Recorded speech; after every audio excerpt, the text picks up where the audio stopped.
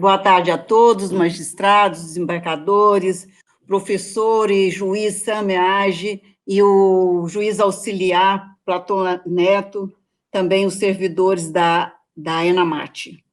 É com satisfação que damos início, neste momento, ao curso de formação continuada da ENAMAT sobre a lei de abuso de autoridade e a atuação judicial nas fases de conhecimento e execução trabalhista. Esclarecer que esse curso estava previsto para ser realizado em maio, porém foi adiado em razão do isolamento, né, e todos nós já sabemos disso, já estamos isolados aqui há 5, 6 meses quase. Eu aproveito para agradecer aos professores que pacientemente aguardaram a definição da nova data e continuaram se dispondo a colaborar com a ENAMAT. Diante da impossibilidade de termos este curso presencial e reconhecendo a importância do tema, decidimos fazê-lo na modalidade de telepresencial, hoje e amanhã, como já foi colocado também aqui pelo juiz Platão. Cogitamos realizá-lo sem transmissão pelo YouTube, apenas dentro da sala virtual do Google Meet, o que seria possível se tivéssemos aproximadamente 250 inscritos, mas, para nossa alegria e nossa surpresa, o número ultrapassou a 300, por isso estamos fazendo desta forma.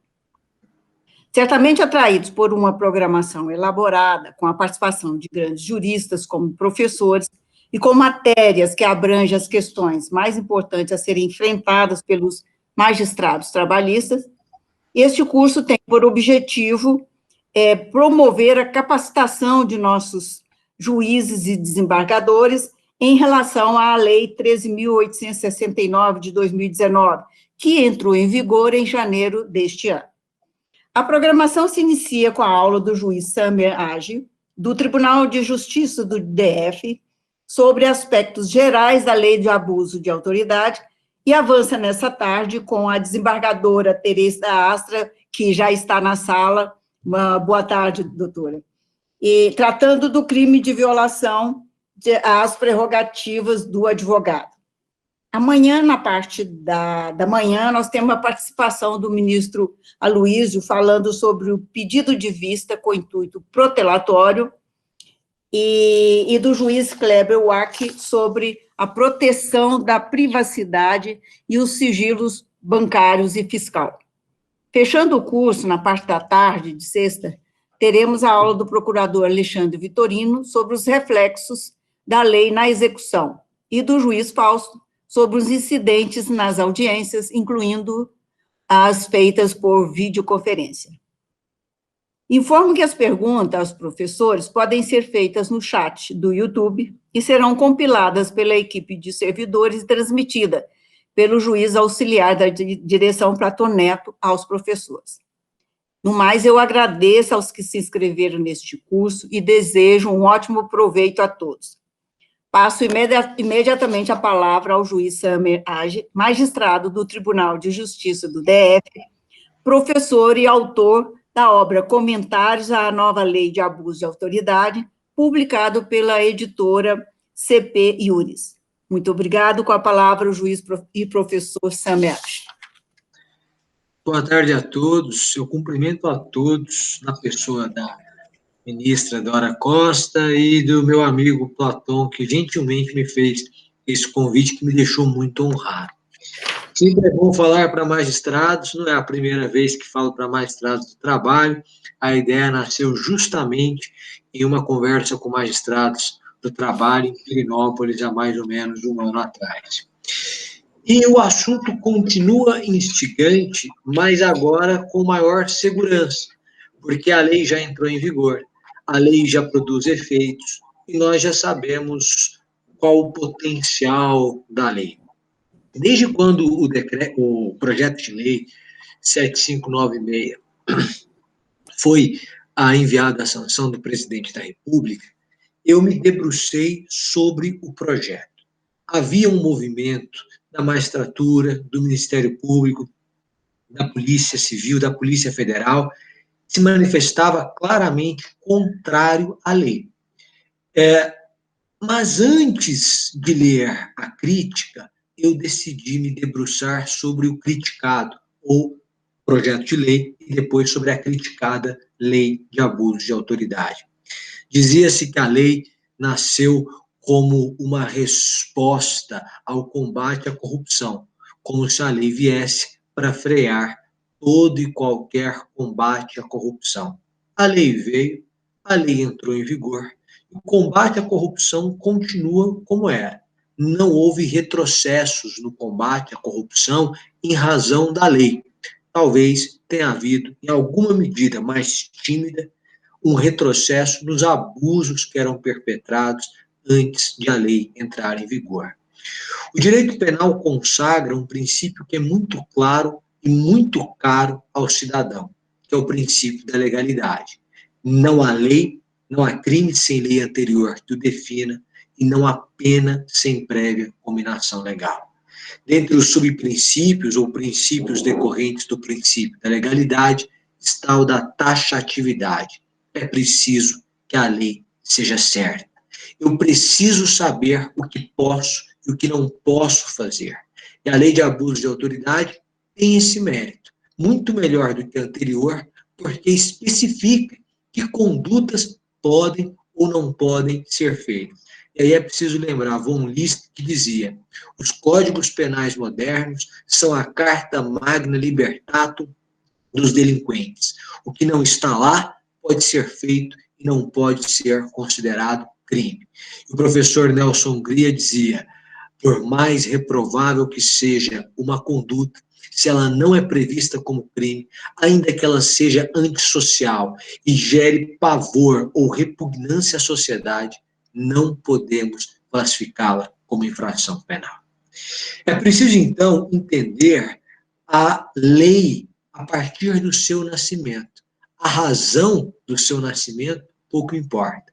Se a lei nasceu em razão de uma coabitação entre o Senado e Câmara, motivados por razões escusas ou que não se podem pronunciar, pouco importa.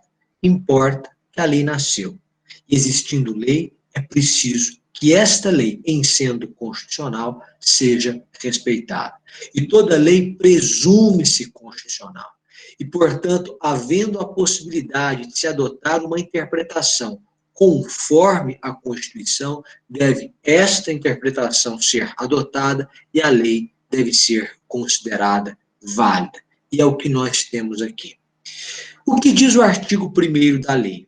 Esta lei define os crimes de abuso de autoridade, praticados por agente público. Este agente pode ser servidor ou não, que no exercício das suas funções, com a pretexto de exercê-las, abuse do poder que lhe tenha sido atribuído.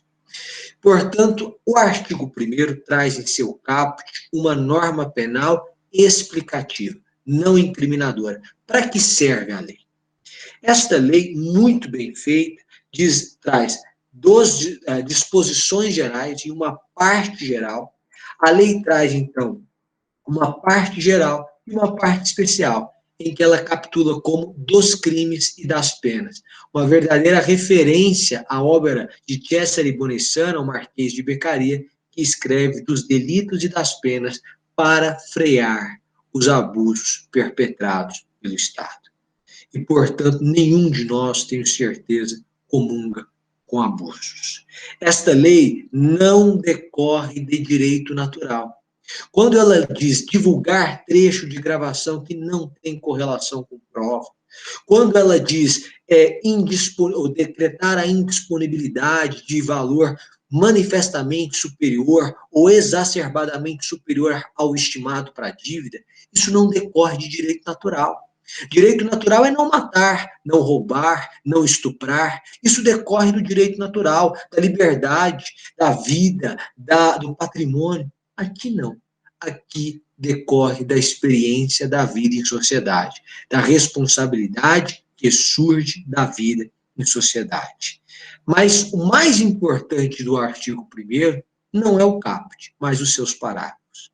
O parágrafo 1º diz: as condutas descritas nesta lei constituem crime de abuso de autoridade quando praticadas pelo agente com a finalidade específica de prejudicar outrem, ou beneficiar a si mesmo, ou a terceiro, ou ainda por mero capricho ou satisfação pessoal.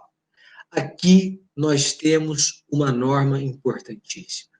O parágrafo 1º deixa claro que todos os crimes de abuso de autoridade exigem especial fim de agir.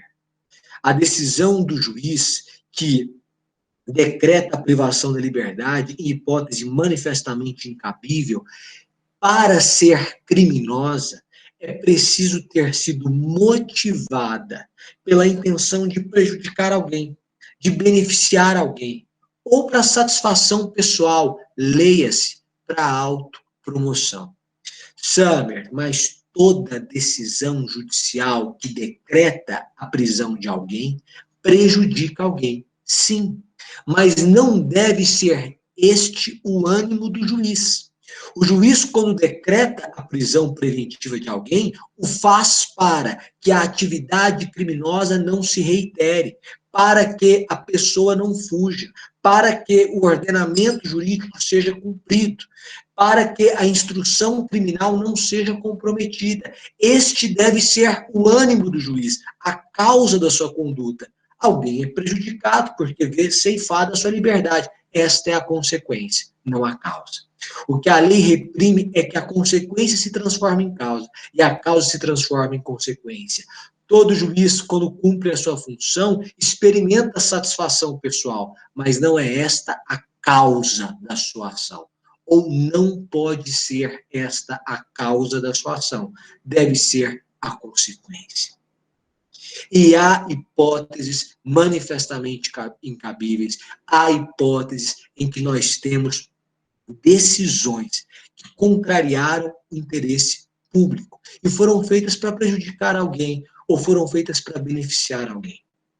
Não há juízo de valor de decisão judicial em especial ou específica. Mas imaginemos uma situação não muito distante, que pode ter ocorrido em qualquer eleição anterior. Eleição para o Senado Federal. 2 candidatos disputando as eleições de forma acirrada. O primeiro lugar, existindo apenas uma vaga, suponhamos assim. O primeiro lugar, isso em certa medida aconteceu. O primeiro lugar com 28% das intenções de votos, o segundo lugar com 24% das intenções de voto. A eleição é majoritária, simples, ganha quem for o mais votado, não é necessária a maioria absoluta. Então, um juiz eleitoral, ou um juiz de direito, decreta, porque aqueles candidatos não têm foro por prerrogativa de função, porque os crimes em tese cometidos não são ligados ao cargo e, portanto, a competência é do juiz de piso, de primeira instância. Então, o que faz o juiz? O juiz decreta a prisão preventiva daquele candidato por crimes cometidos 4 anos antes da eleição de 2018, por crimes cometidos em 2014. A decisão é manifestamente incabível, tanto é que 7 dias depois, o tempo do recurso chegar a um tribunal superior, este candidato é posto em liberdade. A partir daí, a eleição está definida. O segundo lugar vence a eleição. Porque para tirar a peixe de criminoso, só outra vida. Ou só um vídeo que comprove que o sujeito não fez o que dizem que ele fez. A detração talvez seja o pior dos pecados, porque basta falar mal de alguém ou basta começar a falar mal de alguém para comprometer a imagem dessa pessoa. Se alguém me pergunta sobre fulano de tal, eu digo, eu prefiro não comentar sobre ele, eu já estou comentando. E já estou falando mal. Quando a imprensa noticia que determinado agente político ou público é réu em ação de improbidade administrativa, ou que o Ministério Público ofereceu denúncia por corrupção, basta para que ele, então, receba a peixe de corrupto e tenha a sua imagem maculada. Aquele candidato perdeu a eleição. Depois foram anulados os feitos, depois o processo, ou depois ele foi absolvido, pouco importa. O segundo lugar venceu. Pergunto, quem definiu o resultado da eleição? O judiciário. E o judiciário pode definir quem ocupa poder, outro poder? Quem se torna membro de outro poder não pode, porque os poderes são separados, são independentes, apesar de harmônicos entre si? Não pode. Mas isso se repetiu. E isso se repetiu reiteradas vezes. E não se pode ter a ingenuidade de se imaginar que um poder irá ocupar outro espaço, que as atuações do Ministério Público e da polícia irão avançar, inclusive de forma descabida, por vezes, não digo todas, nem na maioria, mas em algumas vezes, e que isso não será respondido.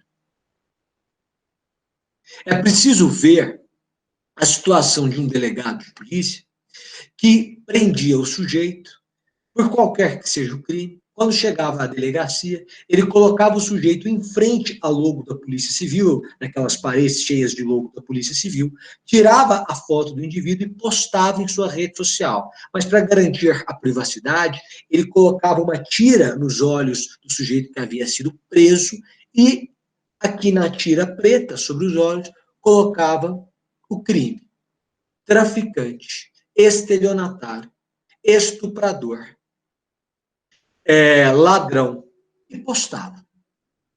Ah, mas tampava os olhos. Mas para quem o conhece, para quem conhece a sua pessoa, tapar os olhos não muda em nada. Eu sei quem é você, se eu ver, se eu vislumbrar, se eu verificar a sua rede social, eu sei de quem se trata. Essa venda não muda em nada. Aí você pode dizer, não, mas ele faz isso para orientar a população, para mostrar o cumprimento do serviço, para prestar informações ou prestar contas à sociedade. Eu poderia até ter essa ingenuidade, se ele não fosse candidato a deputado tempos depois.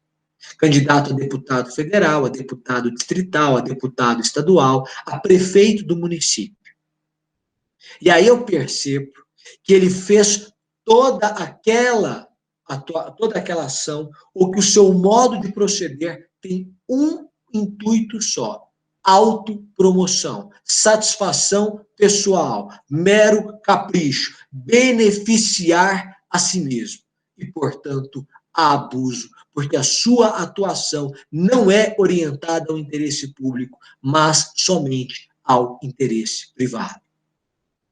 Alguém diz assim, a lei criou um crime de hermenêutica, porque o juiz pode ser, por exemplo, processado criminalmente por sua interpretação. Eu digo aos senhores que o legislador teve o cuidado de, no parágrafo 2º do artigo 1º, espancar qualquer ideia de crime de hermenêutica.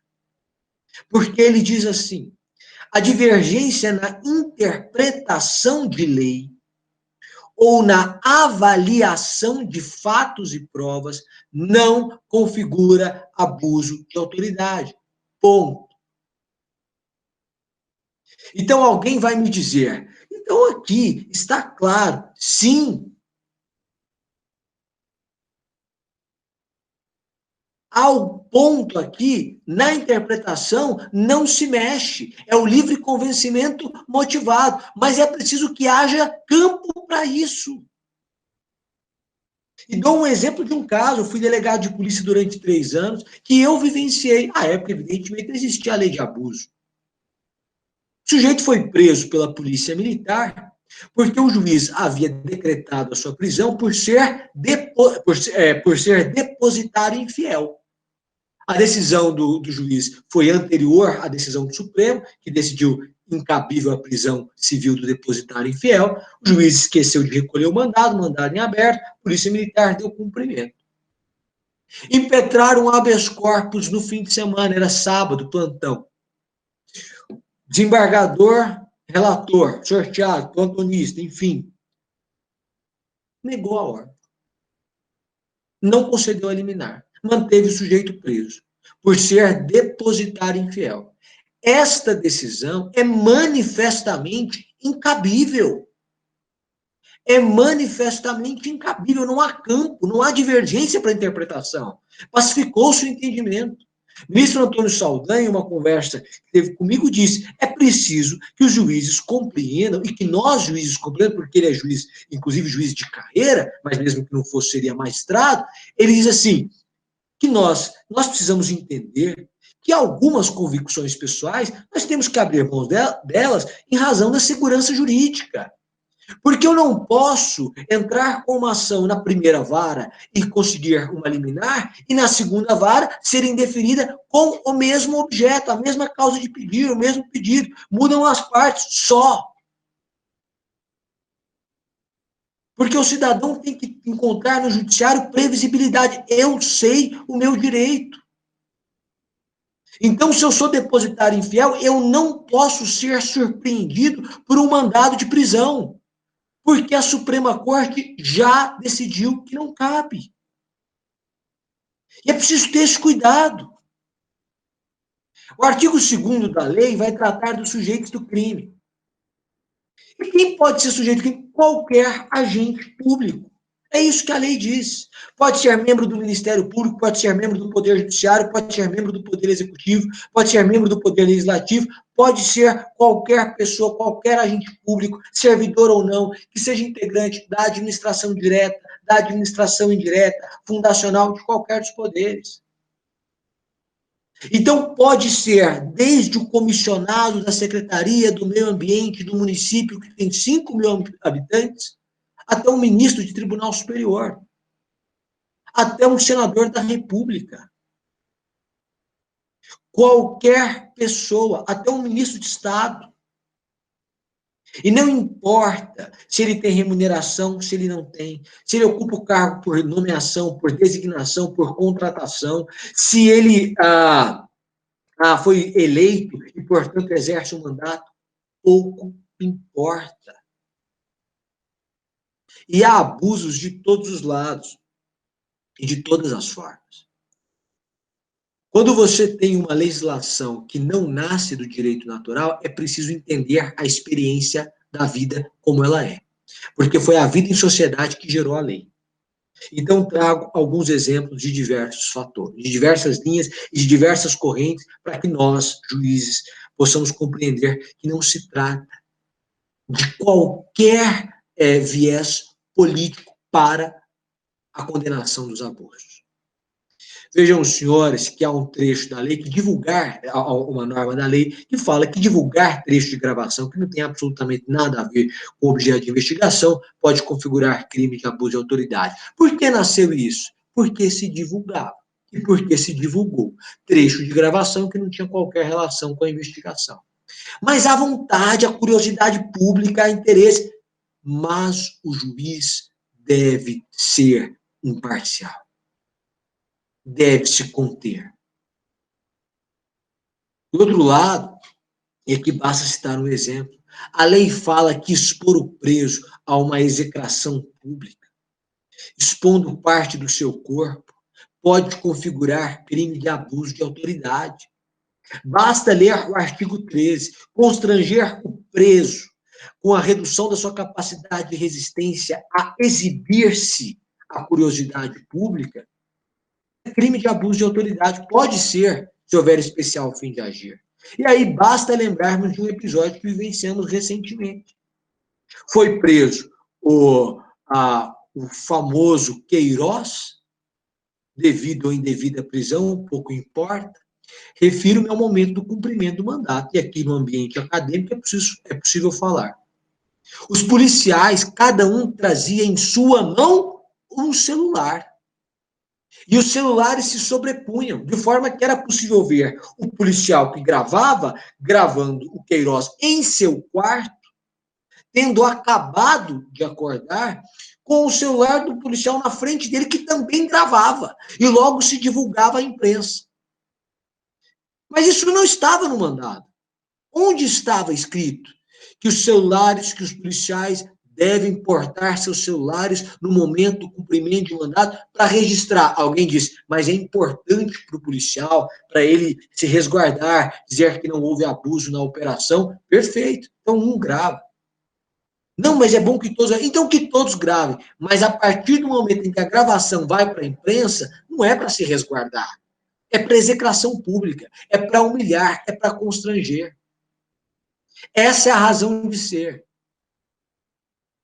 É para ridicularizar alguém, prejudicar alguém. E, portanto, não é o interesse público que anima o policial quando ele grava e, em seguida, remete à Folha de São Paulo, ao Estadão, ao Globo, ao Antagonista, a qualquer veículo de imprensa, qualquer veículo de comunicação. É preciso ter cuidado, porque os abusos continuam. Então, alguém disse assim, quando a lei foi publicada, mas antes de entrar em vigor, era possível verificar decisões judiciais, que diziam assim: não prendo para não incorrer em crime de abuso de autoridade. E começaram a soltar traficantes que haviam sido presos em flagrante por tráfico de drogas e reiteradas vezes. Começaram a prender a soltar pessoas que haviam sido presas em roubo continuado, haviam cometido 4, 5, 6 roubos e eram soltas na audiência de custódia, sob o fundamento de que para não incorrer na lei de abuso. E aí há um duplo despreparo de quem emitiu a decisão. Primeiro, que a lei, antes de entrar em vigor, não produz efeitos. E juiz não faz protesto usando o direito das partes para protestar. Eu não deixo de prender preventivamente alguém que deve ser preso preventivamente, porque há risco de reiteração da prática criminosa, que está ali demonstrado no caso concreto, para fazer protesto contra uma lei com a qual eu não concordo, ou da qual discordo. Isso não é papel de juiz. Ponto. Segundo lugar, a lei não entrou em vigor, então ela não produz efeitos, não há crime, ainda que o sujeito agisse com toda a intenção abusiva. Não haveria crime. A lei penal não retroage, salvo para beneficiar o réu. E, portanto, essa decisão judicial, incabível, manifestamente incabível. Começaram a fazer protestos com o direito das partes. Como se isso fosse possível. Como se isso fosse possível. Aí, outro dia, um juiz deixou de decretar a prisão provisória de um advogado, preventiva, porque disse que incorreria em lei de abuso. Não, disse mais, numa sentença condenatória, disse que não decretaria a prisão para não incorrer em crime de abuso de autoridade. Não decretou a prisão porque não cabia.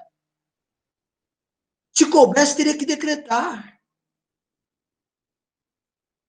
Então, não há essa margem. O que se tem aqui é uma maior exigência de um esforço argumentativo para privar alguém de um direito fundamental, seja da liberdade, patrimônio, ou a dignidade, a imagem, direito da personalidade. É preciso fundamentar, com base no caso concreto.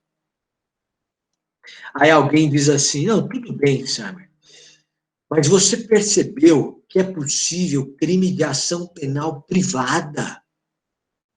E aí avançamos para o artigo 3º, e eu falo até o 4º. É possível crime de ação penal privada. Então, a todo e qualquer momento, advogados de pessoas com grande poder político e ou econômico vão ajuizar, vão oferecer queixas-crimes para que pessoas sejam perseguidas. Eu digo aos senhores que, se não existisse o artigo 3º da lei, nada mudaria. O artigo 3º da lei estava previsto no projeto Lei 7596. Foi a sanção. O presidente da República, em ato político, eleitoreiro, vetou o artigo 3º. E o Congresso Nacional, em ato político, eleitoreiro, derrubou o veto. Por quê? Porque o artigo 3º diz o que o Código de Processo Penal diz. E se a lei não dissesse nada, aplicar-se-ia o Código de Processo Penal. E, portanto, o que está no artigo 3º seria plenamente aplicável. A possibilidade de ação penal privada subsidiária da pública encontra previsão constitucional. Porque o que diz a lei? O caput do artigo 3º diz: os crimes previstos nessa lei são de ação penal pública incondicionada. Essa é a regra. Mas ele diz assim, o parágrafo 1º, será admitida a ação privada se a pública não for intentada no prazo legal. Essa é a ação penal privada subsidiária da pública. O parágrafo 2º diz: a ação subsidiária vai ser exercida no prazo de 6 meses, contados do esgotamento do prazo para oferecimento da denúncia. Ora, é isso que diz o Código de Processo Penal. Se o artigo 3º não existisse, nós chegaríamos a essa conclusão. Se o veto tivesse sido mantido, nós chegaríamos a essa conclusão. Portanto, a previsão do projeto de lei era desnecessária, o veto era desnecessário, a derrubada do veto era desnecessária. Porque só surge a legitimidade do particular se o Ministério Público quedar-se inerte. Porque se o promotor de justiça receber os autos da investigação do inquérito policial e promover o arquivamento, porque não há crime de abuso de autoridade, acabou. Se o promotor oferecer denúncia, ou o procurador da República oferecer denúncia, acabou. Se ele requisitar novas diligências, acabou. Não é possível a ação penal privada. Só é possível se o parquê quedar-se inerte. Alguém pode dizer, tudo bem, mas eles podem o tempo todo registrar na corregedoria, registrar numa delegacia uma ocorrência, e isso vai gerar um desconforto, concordo, mas eles podiam desde sempre registrar qualquer coisa na delegacia ou na corregedoria. Agora podem falar que há crime. Sim, mas a pena da denunciação caluniosa é muito superior às penas dos crimes de abuso de autoridade. Com exceção do artigo que toca a lei de lavagem de dinheiro, todos os outros têm pena mínima igual ou inferior a 1 ano. E muitos deles têm pena máxima não superior a 2 anos. Significa que eu estou tratando ou de crimes de menor potencial ofensivo, que vão ser resolvidos no juizado especial, como a transação penal, ou de crimes de médio potencial ofensivo, em que haverá a suspensão condicional do processo e o sujeito não chegará a ser condenado. Por outro lado, quem foi lá e registrou a ocorrência, deu início a um procedimento administrativo contra uma pessoa que ele sabia ser inocente, vai responder por denunciação caluniosa. Mas avancemos, porque há uma discussão sobre os efeitos da condenação. Aqui nós caminhamos para o último artigo. Capítulo 4 fala dos efeitos da condenação e das penas restritivas. A mim coube a incumbência de falar do artigo 4º. Diz o caput, são efeitos da condenação.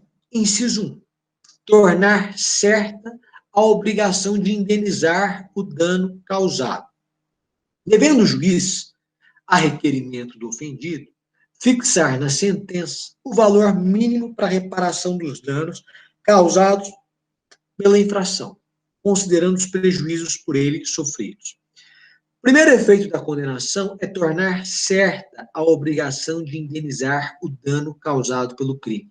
Este já é um efeito da condenação que está previsto no artigo 92 do Código Penal. Não mudou nada. Mas o juiz vai fixar indenização mínima na sentença penal condenatória. Já há previsão nesse sentido no 387 do CPP.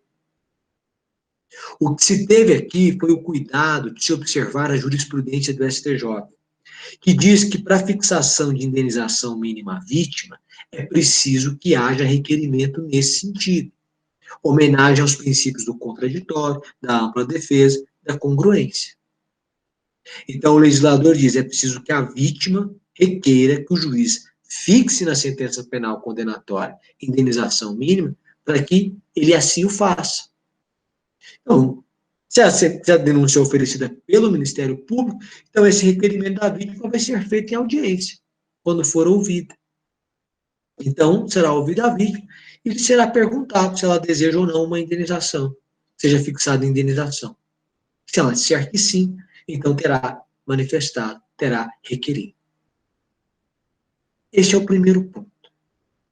E este primeiro ponto vai ao encontro daquilo que nós chamamos de justiça restaurativa ou de terceira via da pena, que se dá com um fenômeno chamado de redescobrimento da vítima, estudado em criminologia. Pós-Segunda Guerra Mundial, a vítima é redescoberta. Nós queremos devolver à vítima a situação que ela tinha antes. E não se iludam. Há abusos até os dias de hoje. As pessoas são responsabilizadas quando os abusos são registrados. E vejam, senhores, um caso que que me foi noticiado no Distrito Federal, em que foram cumprir o mandado de busca e apreensão na casa de uma pessoa. Então, dizia o mandado que era para cumprir na rua, vou criar o nome, 457, número tal, casa tal, casa tal. Na hora do mandado, em vez de 457, saiu 467. Os policiais foram cumprir mandado em outra casa. Chegaram na outra casa, estavam o senhor e uma senhora, avós, com o seu neto, às 6h30 da manhã, tomando café da manhã, o menino ia para a escola. Arrombaram a porta, encostaram as pessoas na parede, comeram o café da manhã deles e reviraram a casa. Reviraram a casa. Com a maior truculência e violência possível. Foram embora, descobriram que não era a casa, ninguém, quebraram portas, armários, comeram a comida das pessoas, sujaram a mesa, foram embora. Descobriram que não era a casa, mas paciência, acontece o erro. O que mudou na situação foi que a sobrinha, a filha, enfim, da senhora, era servidora. E, portanto, noticiou o caso. Foi conversar com o delegado ou com a delegada.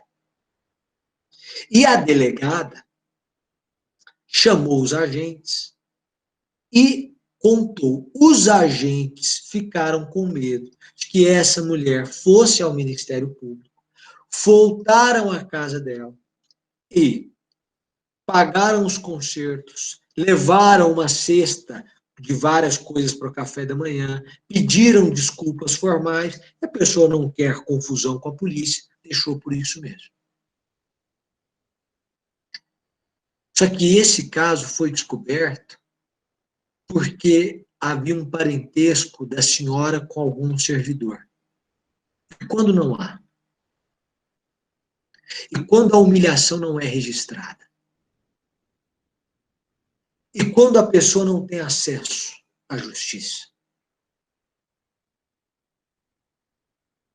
Porque nós precisamos entender que o bom juiz, o juiz que segue o ordenamento, não corre risco. O bom operador, o bom policial, não corre risco. Corre risco o mal. E aí chamaram isso de estão reagindo ao nosso combate à corrupção. Não, não estão reagindo a nada de combate. Pode até ser uma reação, mas houve excesso. E a reação se deu nos limites para cortar o excesso. Se você quiser investigar, processar, prender, não há problema. O que você não pode fazer, é isso que diz, é chamar a imprensa, colocar o nome de uma pessoa em PowerPoint e apontar tudo para ela. Sendo que não há sequer denúncia. Aí a lei agora diz, antes do oferecimento da denúncia, você não pode firmar culpa a ninguém. Pode ser crime de abuso de autoridade. Porque é feito de uma forma em que há uma destruição reiterada de reputações. E veja, eu falo de pessoas da esquerda e de pessoas da direita, porque é generalizado. Não se pode, a pretexto de se fazer justiça, esquecer-se da Constituição. Não é o caminho. O retrocesso em matéria de direitos fundamentais não é o caminho. O inciso 2 diz assim: são efeitos da condenação, a inabilitação para o exercício de cargo, mandato ou função pública pelo período de 1 a 5 anos. E o inciso 3, a perda do cargo, do mandato ou da função pública. Então, alguém diz assim: por perseguição, alguém pode ser punido e perder o cargo. É isso que eles querem. Eu digo aos senhores que é mais fácil, milhares de vezes mais fácil, o sujeito perder o cargo na esfera administrativa do que em razão de uma condenação por crime de abuso de autoridade. E explico com base no parágrafo único. Porque o parágrafo único diz, olha, esses efeitos dos incisos 2 e 3 são condicionados à reincidência em crime de abuso de autoridade e não são automáticos, devendo ser declarados motivadamente na sentença. Então, vamos lá. Em primeiro lugar, é preciso que o sujeito seja reincidente. Suponhamos que o sujeito cometa o primeiro crime de abuso de autoridade. Caberá a transação penal ou a suspensão condicional do processo, ele não será condenado, não há condenação. Mas suponhamos que agora ele cometa o segundo crime, depois de 1 ano, segundo crime de abuso de autoridade. Agora ele vai ser processado. Mas você sabe, só há reincidência quando, após o trânsito em julgado da sentença penal condenatória, o sujeito comete outro crime. Qual o tempo para o trânsito em julgado de uma sentença penal condenatória para alguém instruído, que contratará um bom advogado? Porque esse bom advogado arrolará um número de testemunhas suficiente. Depois, alegações finais complexas. Depois, certamente encontrará uma omissão na sentença, embargo de declaração. Depois, apelação. Depois do acórdão, embargos de declaração. Depois, recurso especial. O recurso especial não foi admitido, agravo no recurso especial. Negado o agravo, então embargos de declaração no agravo. Não cabe agravo interno nos embargos de declaração, em agravo em recurso especial. 10 anos depois, transita em julgado. Semer não corre a prescrição enquanto se o recurso é inadmitido. Não interessa que não corra prescrição. Ninguém está falando em prescrição aqui. Estamos falando em trânsito em julgado da sentença penal condenatória. E ainda não transitou. Então, se ele vem cometendo, vai demorar 10 anos para transitar em julgado. Se nesses 10 anos ele cometeu um crime de abuso de autoridade por dia, ele não é reincidente ainda. Depois de 10 anos, ele comete. Então, se ele cometeu um por mês, ele já cometeu 120 crimes de abuso, mas mesmo assim ele não é reincidente. Depois de 10 anos, ele comete, então, mais um crime. Crime número 121. Agora ele é reincidente. Perdeu o cargo? Não. Porque é preciso que ele seja condenado definitivamente pela prática desse segundo crime. Aí são mais 10 anos. Depois de 20 anos, vem o trânsito julgado da segunda condenação. Porque a pena só pode produzir efeitos após o trânsito julgado da condenação. Então, essa perda do cargo decorrente como efeito da condenação, só após o trânsito julgado da segunda condenação, 20 anos depois. E aí alguém diz, tudo bem, 20 anos depois. Pois é. Terá sido muito mais fácil ele perder o cargo na esfera administrativa que judicial. E a lei diz mais, não é efeito automático da condenação. O juiz tem que dizer por que aquele sujeito tem que perder o cargo.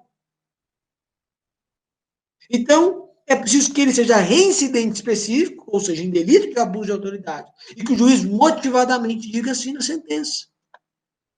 A que conclusão chegamos? Que este medo de perda do cargo, em razão de perseguição, E o sujeito ser condenado por abuso de autoridade não se sustenta. Ah, não, mas ele pode ser perseguido na esfera administrativa. Ele podia ser e continua podendo ser perseguido. Não é a lei de abuso. O sujeito encontraria uma infração disciplinar para que ele fosse processado, para que ele perdesse o cargo em razão disso. A perseguição não precisa da lei de abuso e não ganha força em razão dela. O que nós tivemos, provavelmente, foi, a partir de janeiro, quando grande parte da lei já estava em vigor, foi uma guarda de reputações. Um Estado democrático de direito. Continuou-se o combate à corrupção? Sim. Mas nós vamos fazer uma operação? Sim. Mas não vamos divulgar o nome. Por quê? Porque é preciso ter cuidado. Há vários casos de pessoas que são, ao final, absolvidas. Outro dia, era preciso verificar o caso de um magistrado que tinha sido acusado por uma advogada da prática de corrupção, venda de decisões. E é por isso que ela perdeu a ação, porque o magistrado vende suas decisões e ela sabia disso, acionou o CNJ. Isso podia ser feito antes ou depois da lei de abuso, não mudou nada. O que aconteceu? Se você colocar no Globo.com, você encontra a notícia de que o fulano de tal, o magistrado fulano de tal, é acusado da venda de decisões judiciais. Para a população, basta. Aquele juiz é corrupto. 6 meses depois, é arquivado. Havia um desequilíbrio total na postura da advogada. Restou demonstrar de todas as formas que não havia absolutamente nada contra aquele juiz. Nada, nada, absolutamente nada. Juiz probo, honesto, correto, decidiu em desacordo com a vontade dela. Ora, quem bate às portas da justiça tem direito a uma resposta. A resposta da justiça, não a resposta que eu quero da justiça. Essa é a prestação jurisdicional. Você pode se ver contente ou descontente ao final. Mas depois que ele foi arquivado, o procedimento no CNJ, ficou claro que ele não tinha envolvimento algum. Você não encontra o arquivamento do CNJ no Globo.com. Não encontra. Você vai, você busca, você volta, você traz e não encontra. Por quê? Porque acusar é sempre mais fácil. Porque denegrir é sempre mais midiático. Dá mais visibilidade. E aí nós fomos construindo uma série de destruições de reputações e retrocessos no Estado democrático de direito.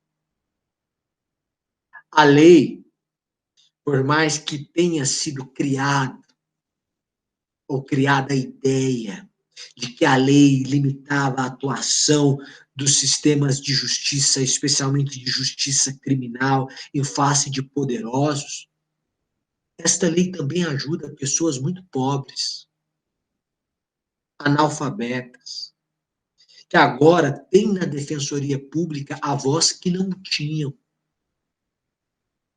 E, portanto, o sujeito, quando faz a operação, quando denuncia, quando vai para a imprensa, tem medo, não é do ignorante, do analfabeto, do pobre, do miserável, mas do defensor público, aguerrido daquela comarca, e que vai levar o caso ao Conselho Nacional do Ministério Público, ao CNJ, à Corregedoria do Tribunal, à Procuradoria-Geral de Justiça, ao Ministério Público Federal, à imprensa, a quem for necessário, em razão do abuso.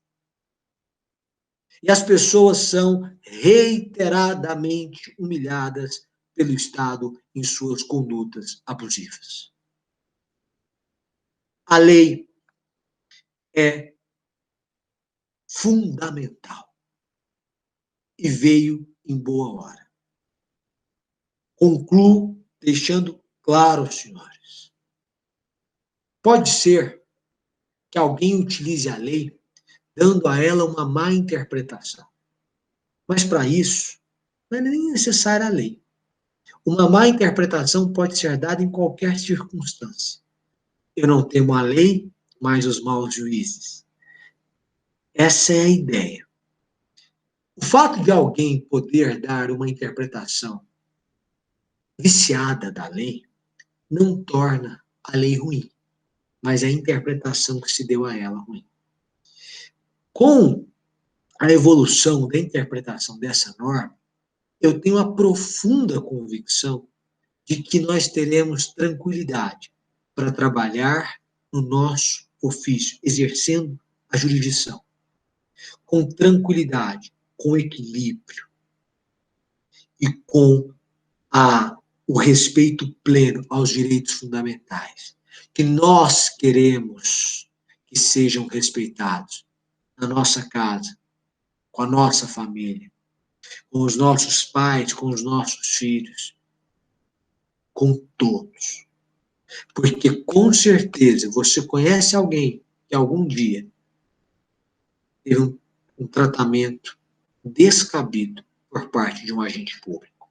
A evolução do ordenamento faz com que nós avancemos no Estado democrático de direito. Eu sou particularmente favorável à lei, respeito todas as opiniões que divergem da minha, mas não deixo de explicitar a minha opinião. Quero agradecer a todos vocês pela atenção e pela gentileza do convite e da presença. Muitíssimo obrigado. Eu devolvo a palavra ao Platon. Parece que ele abrirá para questionamentos, enfim, e nós avançaremos. Professor Samer, nós que agradecemos por essa brilhante exposição, né, por essa aula muito esclarecedora. É muito importante ter alguém, né, de outro ramo do Poder Judiciário também conosco para nos trazer essas informações, essa visão, né, que foi compartilhada aqui agora em sua aula. Nós tivemos algumas questões, eu vou tentar fazê-las de acordo com uma sequência cronológica do surgimento delas ao longo da sua aula, e eu vou começar com um questionamento que foi feito pelo nosso colega Max. Ele, quando você falou sobre a questão do depositário infiel, né, ele disse, pelo que o palestrante, né, o professor, falou a respeito do depositário infiel, se o juiz decide contra súmula ou jurisprudência de tribunais superiores, não se aplica o artigo 1º, parágrafo 2º da lei. E aí, Sam, eu quero aqui, né, mostrar o seu livro, né, que você trata dessa questão, os comentários à nova lei de abuso de autoridade. E aqui na sua obra você fala de duas questões, né? Você fala que as diversas interpretações da lei, quando você está falando lá da questão do crime de hermenêutica, você diz que as diversas interpretações da lei têm pelo menos dois limites, um literal e outro jurisprudencial. E você diz ainda que o Supremo Tribunal decide, em sede de repercussão geral, que a única interpretação possível a um texto penal é aquela, não pode o agente estatal adotar outra, e por aí vai, não há divergência. Então, a questão do colega é sobre essa interpretação de uma súmula já vinculante ou jurisprudência de tribunais superiores, e aí você pode complementar essas questões com base nisso. Bom, agradeço a pergunta e a divulgação da obra. Em verdade, não é simplesmente decidir de forma contrária à súmula, né? Mas no caso de uma súmula vinculante, que é a súmula número 25, que diz: é ilícita a prisão civil do depositário infiel qualquer que seja a modalidade de depósito. Então, esta súmula, ela vincula a decisão do magistrado na primeira instância. Então, há aí uma decisão manifestamente incabível. Mas, mais do que isso, né, ou na expressão da lei, decretou-se a medida de privação da liberdade e manifesta desconformidade com as hipóteses legais. Mas, mais do que isso até, para existir o crime, é preciso que a decisão do magistrado tenha sido animada pela intenção de prejudicar alguém, beneficiar a si mesmo ou a terceiro, ou por mero capricho ou satisfação pessoal. Porque se não houver esse especial fim de agir, ainda que a decisão se mostre ilegal, ela não se mostra criminosa. Seguindo, Samer, tem uma série de questões que estão mais ou menos interligadas, e vários colegas falaram da questão de que a lei parece ter surgido como uma forma de intimidar a magistratura, né, e também da forma como ela foi feita. A lei, né, ela veio de forma assodada, e o colega Marcelo, por exemplo, coloca que, ainda que como uma forma de pressão, né, a lei não pode ser usada para se esquivar de cumprir uma obrigação, e o Rodrigo faz um comentário, né, que você poderia aí também trazer a sua opinião. Haja saúde para aguentar um processo longo desse em se tratando de liberdade ou de perda de cargo. Né? Você, como magistrado, também deve pensar sobre essas situações, e aí eu te passo a palavra para os seus comentários. Bom, sobre a primeira pergunta, não é que você não pode utilizar a lei como uma forma de protesto. Então, em razão da lei, eu vou deixar de decretar. Se você interpreta a lei e conclui que naquela situação não é possível a prisão, porque senão você incorreria em abuso de autoridade, então você não deve prender. Agora, se você conclui que é cabível a prisão, mas se utiliza da lei como forma de protestar, colocando o indivíduo na rua e, portanto, não promovendo a proteção da sociedade naquele contexto, aí está equivocado a decisão. Sobre os processos judiciais e o temor de processos judiciais, eu lembro que é preciso que um agente público, no caso o Ministério Público, concorde que houve crime, para ele oferecer denúncia. É preciso que um juiz concorde que há indícios de autoria, que há justa causa, da materialidade, indício da materialidade também, para receber a denúncia, porque o juiz pode rejeitar a denúncia. É preciso que, tendo sido oferecida uma denúncia, recebida uma denúncia, ao final se conclua, na primeira instância, que o sujeito cometeu o crime. Então, para passar por todos esses caminhos, e então temos 20 anos, é porque eu considerei 2 condenações e coloquei em tese como se o sujeito tivesse praticado pelo menos 2 vezes, 3 vezes, na verdade, o crime de abuso de autoridade. Porque na primeira vez ele vai experimentar a suspensão condicional do processo ou a transação penal. Ok. Samer, na mesma linha, colega Marcelo diz que o palestrante diz que o bom juiz, o que age correto, não corre risco, mas considerando os vários tipos penais abertos, especialmente na área trabalhista, o artigo 36, isso pode acontecer. Vários colegas falaram sobre a questão do bas-sem-jude, né? E o artigo 36 diz que decretar em processo judicial a indisponibilidade de ativos financeiros em quantia que extrapole exacerbadamente o valor estimado para satisfação da dívida da parte, e ante a demonstração pela parte da excessividade da medida, deixar de corrigi-la tem lá a pena de 1 a 4 anos. Isso será objeto de uma fala específica durante o curso, mas como aqui nós temos um curso que podemos ter várias visões, né, a respeito, seria também muito interessante ouvi-lo sobre isso. E essa questão realmente desses tipos penais abertos preocupa todos nós. Por exemplo, né, saber o que é mero capricho nesse elemento subjetivo do tipo penal e todas essas questões que envolvem são realmente matérias que nos preocupam. Então, se puder comentar um pouco também sobre essa conduta do juiz ao realizar o Bacen e a sua interpretação do artigo 36. Perfeito. Realmente, essa parte do artigo 36 não será objeto de uma palestra, eu vi em especial, e por isso eu não falei a respeito dele. Mas falemos.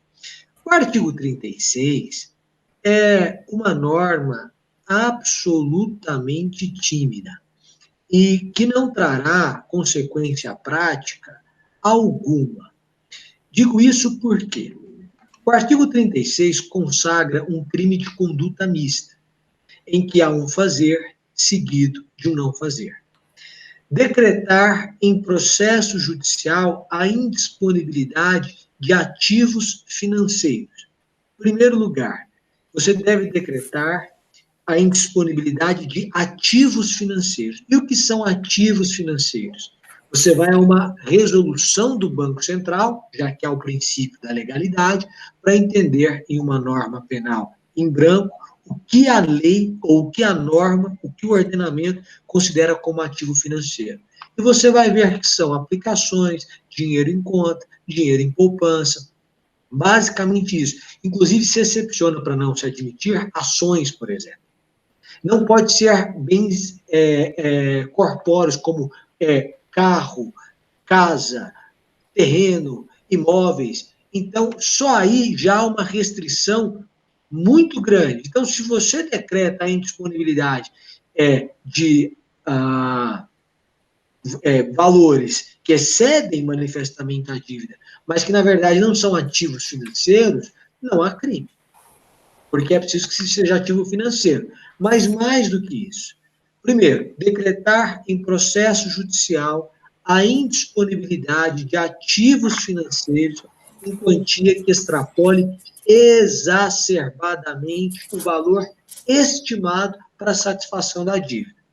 O que é exacerbadamente? Na obra, eu digo o seguinte, é preciso que fixemos um critério objetivo aqui que confira segurança jurídica ao magistrado em sua atuação. Então, eu defendo que até o dobro do valor estimado da dívida não há uma extrapolação exacerbada. Então, se a dívida estimada é de 2 milhões e houve a indisponibilidade de até 4 milhões na conta do indivíduo, está perfeito. Não se extrapola, porque o valor pode ser superior, há correções, ao final pode ser verificada a existência de alguma multa, até o dobro não vislumbra o crime. Mas mais do que o dobro, pode. Mas então suponhamos que eu decrete a indisponibilidade de ativos financeiros, fiz pelo Bacen-Jude, a dívida era de 2 milhões, e então conseguimos penhorar 10 milhões de reais. Incidir em crime? Não, porque o crime é de conduta mista. A lei diz decretar e, ante a demonstração pela parte da excessividade da medida, deixar de corrigi-la. É um fazer seguido de um não fazer. Você decreta na quinta-feira, feito o Bacen-Jude, penhoraram 10 milhões de reais. Mas a dívida é de 2 milhões. No outro dia, a parte peticiona. Diz, excelência, o valor estimado da dívida é de 2 milhões de reais. A penhora foi de 10 milhões de reais. Então, o que há de excesso, eu peço que seja liberado. No mínimo isso. Então, o juiz diz, olha, os 10 milhões realmente, como pode ser superado, mais do que 2 milhões, eu vou manter 3 milhões de reais e vou liberar 7 milhões de reais. É só se, tendo sido demonstrada a excessividade da medida, o juiz deixar de corrigi-la. Aqui, mais uma vez, não se trata de direito natural. De onde nasceu isso? Da experiência da vida. E eu tenho um exemplo. Uma colega advogada teve um cliente que tem uma ação civil pública, salvo engano, ajuizada pelo Ministério Público, em que o valor estimado da dívida é de exatamente 2 milhões de reais. E o juiz decretou a indisponibilidade de 148 milhões de reais, de todo o patrimônio dele. Todo. E eles já peticionaram isso antes da lei de abuso, haviam peticionado diversas vezes, dizendo, magistrado, o valor da dívida é de 2 milhões. Foram indisponibilizados 148 milhões. Tudo bem superar 2. Se superar 2, vai para quanto? 3? Vai para 4? Então é preciso liberar 146, 145, 144 milhões. E mesmo assim, o juiz não liberava. Isso causou um prejuízo para o indivíduo gigantesco, porque todos os seus negócios, todo o seu patrimônio estava travado na justiça por uma dívida de 2 milhões de reais para alguém que tem um patrimônio de 148.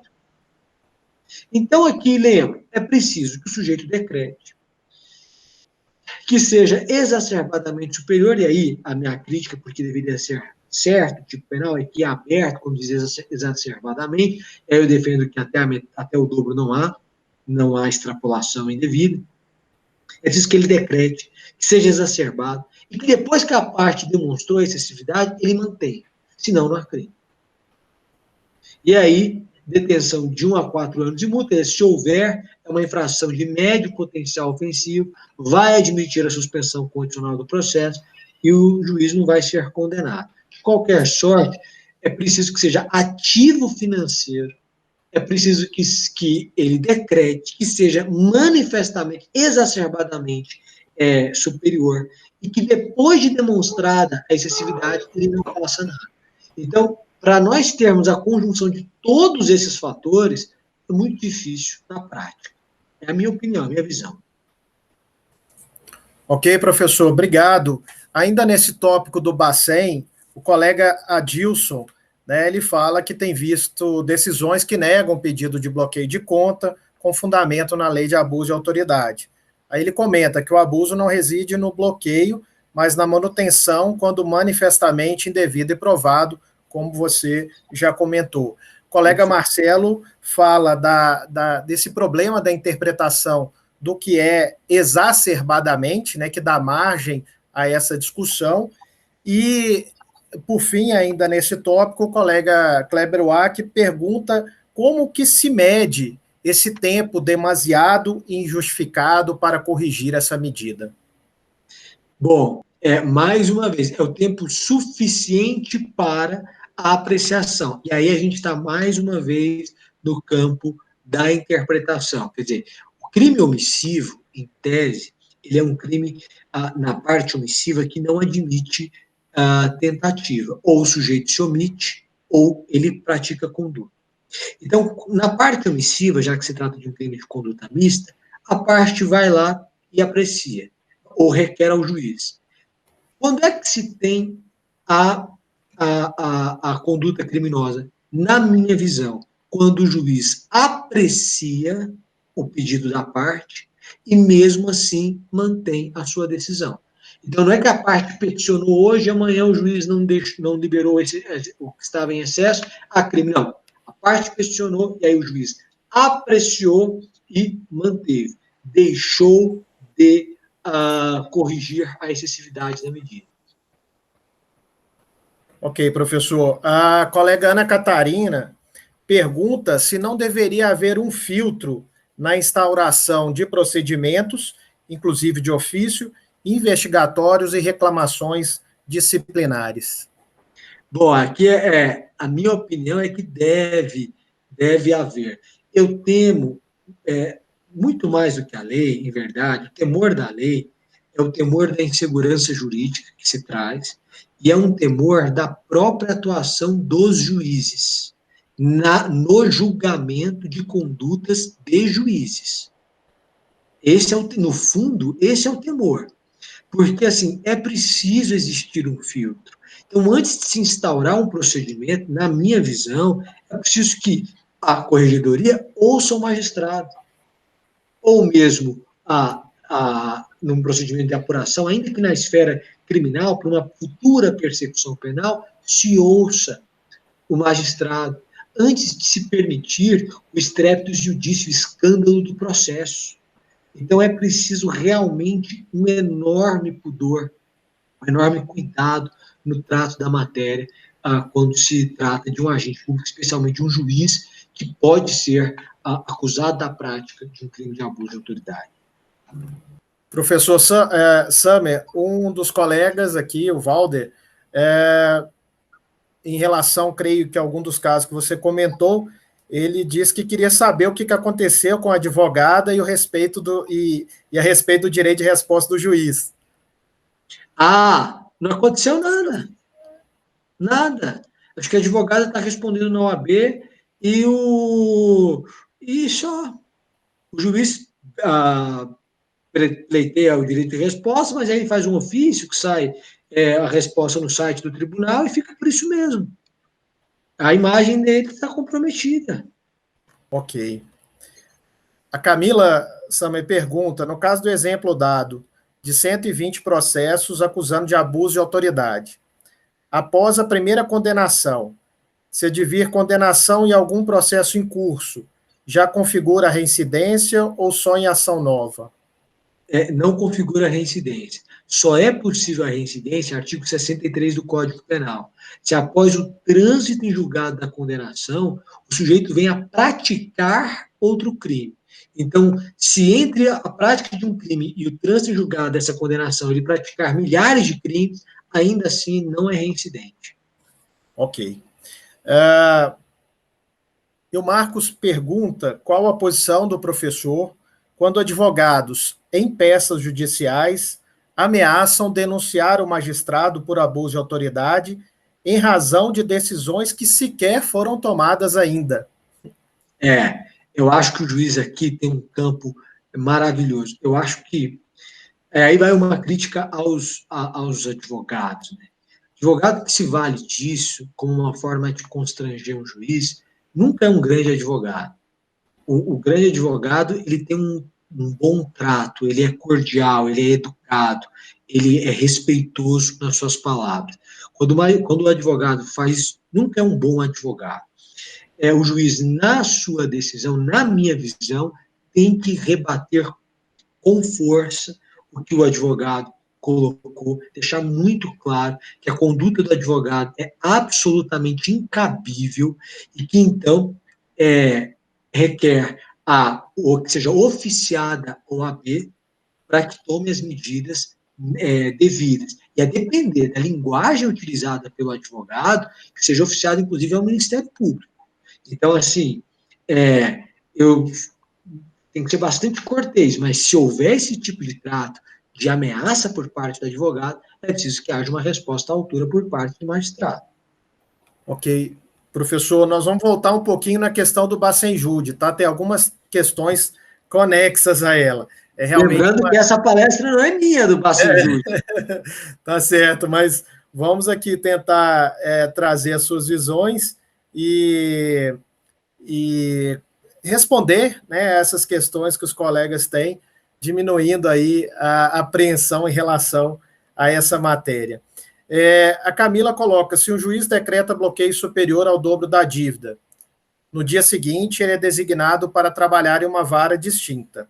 O excesso não é liberado. Não é possível. Aí pergunta quem cometeu o abuso de autoridade. Não há crime, porque para existir o crime, é preciso que eu tenha um concurso de pessoas, então. Eu posso ter um juiz titular e um juiz substituto atuando na mesma vara. Suponhamos isso, que é super difícil existir isso. Eu creio que não acontecerá. Mas de um juiz titular e um juiz substituto na mesma vara, chega um pedido, um decreta em disponibilidade e combina com o outro, que quando chegar o pedido, o outro que vai apreciar e negar. Aí eu tenho uma coautoria. Mas se um juiz atua hoje, sai, é designado para outro lugar, no outro dia chega outro juiz, recebe o pedido e defere, não há crime, porque não houve a prática dessas condutas em coautoria, né? E não há o fracionamento da conduta, não implica, não há subsunção do fato ao que está descrito no artigo 36. Ok. O Helder pergunta se ativo financeiro refere-se apenas a dinheiro ou também outros ativos, exemplo, imóveis, né? Imóveis, não. Inclusive, se você observar aí no livro, eu trago no livro a resolução do Banco Central que cuida do que é considerado ativo financeiro. Isso tem que trazer uma maior tranquilidade, porque eu entendo o receio por parte dos magistrados nesse ponto, mas ao ler a resolução, aqui talvez a lei pudesse ter sido maior, e houve um descuido do legislador, porque quando ele coloca ativo financeiro, ele elimina essas possibilidades. E são as possibilidades que se verificam no caso concreto. Dificilmente alguém deve 2 milhões de reais e tem 10 milhões de reais na conta. Ele pode dever 2 milhões e ter 10 milhões em patrimônio, em imóvel, em casa, carro, apartamento, não sei onde. Dificilmente ele tem na conta. Então, não há crime nessas situações.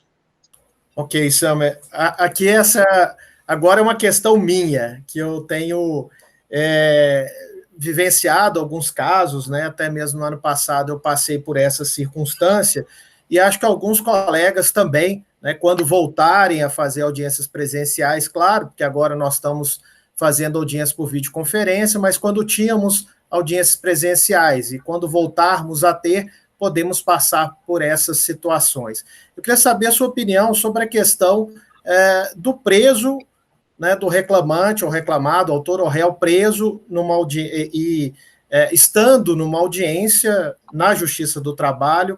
Quais são as condutas corretas a se proceder? Por exemplo, eu tive um caso na vara onde eu atuo, em que o reclamante estava algemado, a polícia o levou assim, e o manteve algemado porque era um preso de alta periculosidade, tinha sido condenado por homicídio e estava lá.